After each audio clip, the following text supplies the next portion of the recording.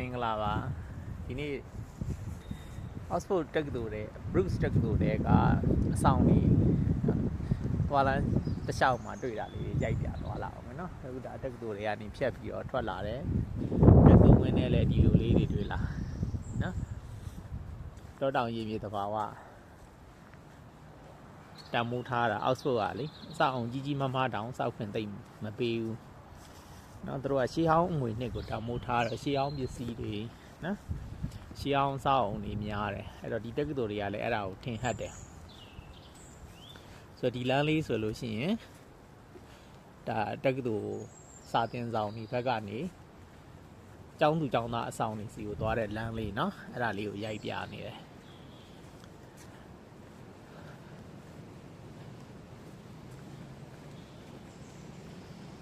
ဒီနေ့ကတော့ AP လ3ရက်နေ့ပေါ့နော်အခုည9နာရီခွဲကျော်သွားပြီ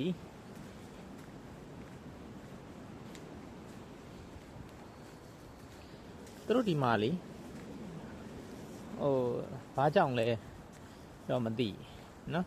ချိန်နေရမ်းကြာတာတွေ့တယ်တစ်ခုတစ်ခုဆိုပြင်ဆင်တာနော် maintenance လုပ်တာတွေချိန်နေရမ်းကြာတယ်စနစ်ကြအောင်လုပ်နေလို့လားဒီလမ်းလေးဖွင့်လိုက်တာဆိုမကြာသေးဘူးနော်ကျွန်တော်ရင်တော့ဆိုလို့ရှိရင်ဟိုဘက်လမ်းလေးကနေပြီးတော့သွားရတယ်ဒါပေမဲ့ဖွင့်ပြီးဆိုတော့လေသူကစနစ်တကျလေးတွေ့လာဒီမှာ wheelchair accessible ဖြစ်အောင်လည်းလုပ်ထားတယ်ကျွန်တော်တို့ဒီမှာလေကရိတ်ကနေဆင်းလို့ရတဲ့ချိန်မှာဆိုတော့ဟိုဘက်မှာ wheelchair နဲ့သွားလို့ရအောင်လုပ်ပြီးထတာလေးတွေ့ရတယ်ဒီတက္ကသိုလ်ဝင်းရဲ့ဘေးမှာဆိုလို့ရှိရင်လည်းပဲတခါတည်းပန်းညံလေးတစ်ခုသွားတဲ့လမ်းလေးရှိတယ်ဒီကနေသွားလိုက်လမ်းကြားလေးကနေပြီးတော့ဟိုဘက်မှာနော် Attendance Park ဆိုပြီးပန်းညံလေးတစ်ခုကိုလည်းရောက်တယ်ဒါဒီဘက်ကအဆောင်သွားမလို့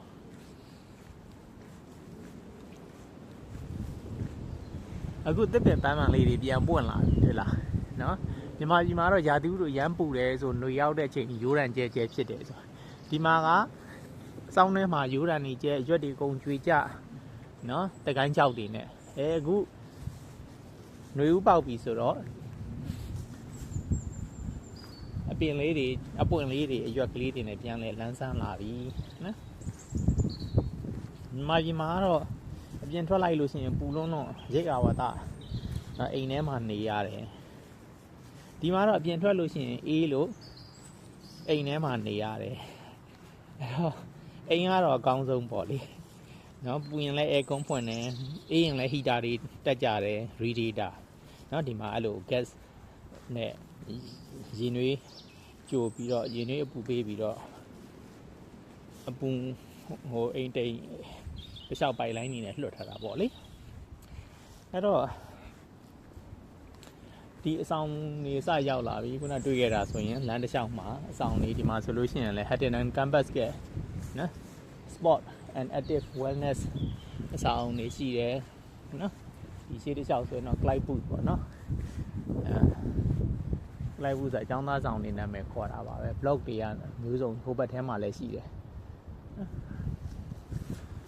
ဒီဘက်ထဲမှာလည်းရှိတယ်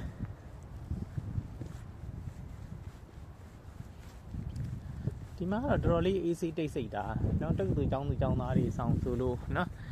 အကုန်လုံးကကျောင်းသူကျောင်းသားတွေပြားခက်ရှုပ်ချက်ခတ်နေမလားဆိုနော်မရှိဘူးကျောင်းသူစင်းချိန်နေ့လည်းထမင်းစားချိန်12နာရီဝင်ကျင်းနော်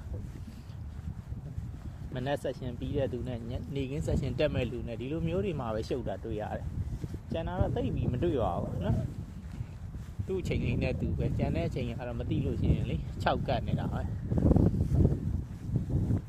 မြို့ရဲတွေစီးတဲ့နေရာကြလဲစီးတာပေါ့စားတော့ဆိုင်နေနော်အခုဒီနားလေးနီးတော့ဆိုလို့ရှိရင်နော်ဈေးတန်းရှိတယ်နော် Market Street နော်အဲ့ဘက်ချမ်းကစီးတာပေါ့ဒီဘက်ချမ်းကတော့တိတ်ဆိတ်အေးချမ်းတယ်အကြောင်းသူကျောင်းသားတွေကျောင်းသားဆောင်ကျောင်းသူဆောင်မခွဲဘူးသူကျောင်းသားဆောင်နေနဲ့ကျောင်းသူဆောင်နေနဲ့နော်ဟို blog တစ်ခုထဲမှာနေကိုဟိုဘက်ခန်းဒီဘက်ကကတ်လျက်လည်းနေတာပဲအမေ undergrad နဲ့ postgrad ဆိုပြီးတော့ခွဲတာရှိတယ်အဲ့ဒါလည်းအသက်နဲ့ခွဲတာနော်အသက်21ကျော်ရင်နဲ့တူတယ်နော် postgrad အဆောင်ဆိုပြီးတော့အဲ့ဒါတော့နည်းနည်းလေးပို့ပြီးတော့ဝင်းကြံလေးလို့နေပေါ့နော်ဒါပေမဲ့ undergrad တွေကများတာအောင်အဲ့တော့ undergrad တွေကတော့ဒီလိုမျိုးတီးတန့်ကြီး campus စီခန့်မထားနိုင်ပါဘူး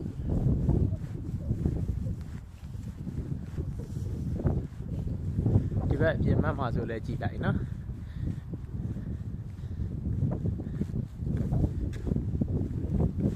ချောင်းဝန်းကျယ်ဒီနဲ့ညီရိုင်းနော်တဘာဝညီတွေရှိတယ်ဒီမှာစားတော့ဆိုင်လေးကိုစတိုးဆိုင်လေးကိုသွားတဲ့လမ်းပြထားတယ်ဒါတွေအကုန်လုံးကចောင်းသူဆောင်နေပဲ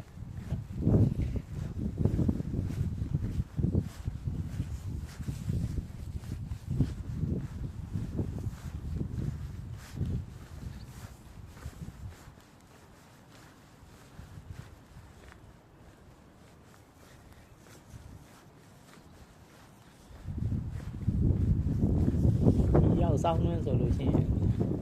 စောကြီးမှောင်သွားတော့လေရာသီဥတုကအေးလေရတိုက်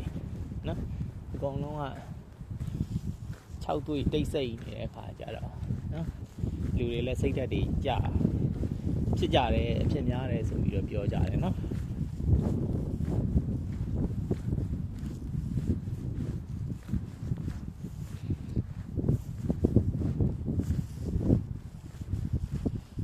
အခုစောင်းကုံသွားလို့နှုတ်ယူပေါက်ပြန်တော့လည်းပဲ